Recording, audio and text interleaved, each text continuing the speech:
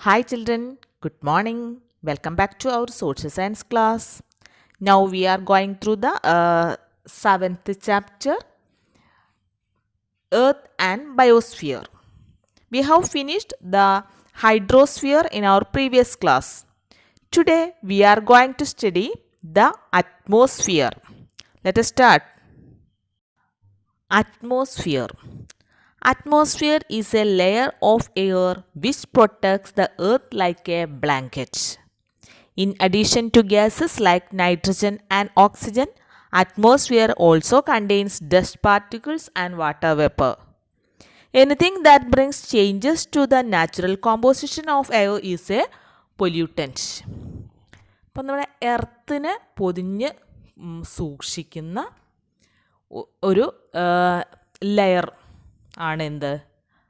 Atmosphere അല്ലെങ്കിൽ വായുമണ്ഡലം അല്ലെങ്കിൽ അന്തരീക്ഷം. അന്തരീക്ഷം ഇല്ലാതെ നമുക്ക് ഭൂമിയിൽ ജീവൻ നിലനിൽക്കില്ല.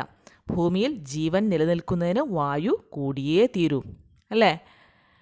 അന്തരീക്ഷത്തിൽ നൈട്രജൻ, ഓക്സിജൻ തുടങ്ങിയ ഗ്യാസസ് കൂടാതെ പിന്നെ എന്തൊക്കെയുണ്ട്? ഡസ്റ്റ് പാർട്ടിക്കിൾസ്, പൊടിപടലങ്ങൾ, വാട്ടർ വേപ്പർ, നീരാവി. അപ്പോൾ ഓക്സിജൻ, നൈട്രജൻ തുടങ്ങിയ ഗ്യാസസിനെ കൂടാതെ ഡസ്റ്റ് പാർട്ടിക്കിൾസും വാട്ടർ വേപ്പറും ഒക്കെ എവിടെ ഉണ്ട്? അറ്റ്മോസ്ഫിയറിലുണ്ട്.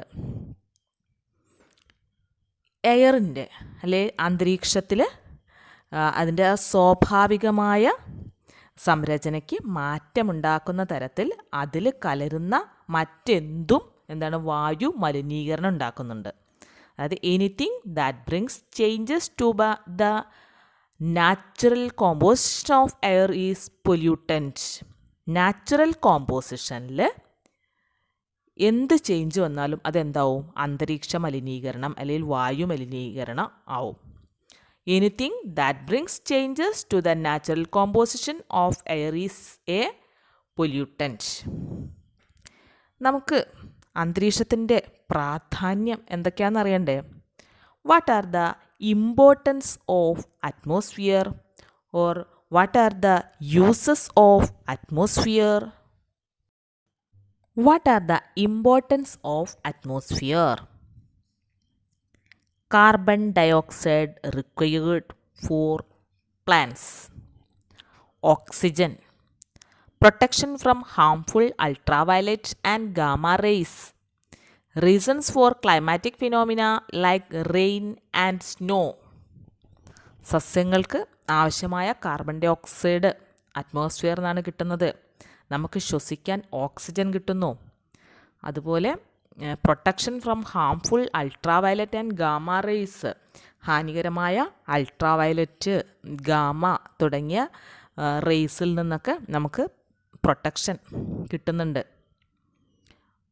Reasons for climatic phenomena like rain and snow, മഴ, മഞ്ഞ് തുടങ്ങിയ കാലാവസ്ഥാ പ്രതിഭാസങ്ങൾക്ക് കാരണം അന്തരീക്ഷമാണ്. അപ്പം ഇതിൽ നിന്നൊക്കെ അന്തരീക്ഷത്തിൻ്റെ പ്രാധാന്യം മനസ്സിലായല്ലോ. You have understood the importance of atmosphere. Can you name some activities of man that lead to air pollution? നമ്മൾ അറ്റ്മോസ്ഫിയറിൻ്റെ ഇമ്പോർട്ടൻസ് മനസ്സിലാക്കി. ഇനി മനുഷ്യൻ്റെ എന്തെല്ലാം പ്രവർത്തനങ്ങളാണ് ഈ അന്തരീക്ഷ മലിനീകരണത്തിന് കാരണമാകുന്നത്? Some activities of man that lead to air pollution: smoke from factories, smoke from vehicles, gases used in refrigerators, pesticides, chemical pesticides, nuclear experiments. Nuclear experiments means ആണവ പരീക്ഷണങ്ങൾ. Burns, plastics, volcanic explosions. Many harmful gases and chemicals reach the atmosphere from industries and vehicles. Industries നിന്നും vehicles നിന്നൊക്കെ നിരവധി മാരകമായ harmful gases, many harmful gases എവിടെ എത്തുന്നുണ്ട്? അന്തരീക്ഷത്തിൽ, വായുവിൽ എത്തുന്നുണ്ട്. Such activities which change the natural composition of the atmosphere will affect the very existence of മാൻ. ഇത് അന്തരീക്ഷം മലിനമാകാനും ഇത് മനുഷ്യൻ്റെ നിലനിൽപ്പിന് തന്നെ നാശമുണ്ടാക്കാനും കാരണമാകും. അപ്പം what are the Activities of man that lead to air pollution: smoke from factories, smoke from vehicles, gases used in refrigerators, pesticides, nuclear experiments, burns plastics, volcanic eruptions. Remedial measures for atmospheric pollution. അന്തരീക്ഷ മലിനീകരണം കുറയ്ക്കുന്നതിന് ആവശ്യമായ നടപടികൾ എന്തൊക്കെയാണെന്ന് നോക്കാം. Use biopesticides, avoid the use of plastic materials, avoid deforestation, erect tall chimneys in factories, use public vehicles, control the use of fossil fuels, control the use of refrigerators and air conditioners. Use biopesticides, chemical fertilisers ഒഴിവാക്കുക, pesticides ജൈവവളങ്ങൾ use ചെയ്യുക.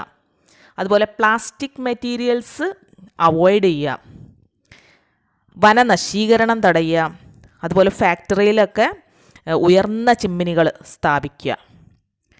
Use public vehicles, പൊതുവാഹനങ്ങൾ use ചെയ്യുക, public vehicles use ചെയ്യുക, private വാഹനങ്ങൾ കുറയ്ക്കുക. Control the use of fossil fuels, fossil ഇന്ധനങ്ങളുടെ ഉപയോഗം കുറയ്ക്കുക. അതുപോലെ റെഫ്രിജറേറ്റേഴ്സിൻ്റെ ഉപയോഗങ്ങൾ, എയർ കണ്ടീഷണേഴ്സ് ഒക്കെ കുറയ്ക്കുക. ഇങ്ങനെയൊക്കെ ചെയ്യുന്നതിലൂടെ നമുക്ക് അന്തരീക്ഷ മലിനീകരണം കുറയ്ക്കാൻ കഴിയും. അപ്പം നമ്മളിന്ന് എന്തൊക്കെയാണ് പഠിച്ചത്? അറ്റ്മോസ്ഫിയർ, ഇമ്പോർട്ടൻസ് ഓഫ് അറ്റ്മോസ്ഫിയർ, പിന്നെ what are the remedial measures four atmospheric pollution. Okay, today's class is over. I hope all of you got my class. Thank you.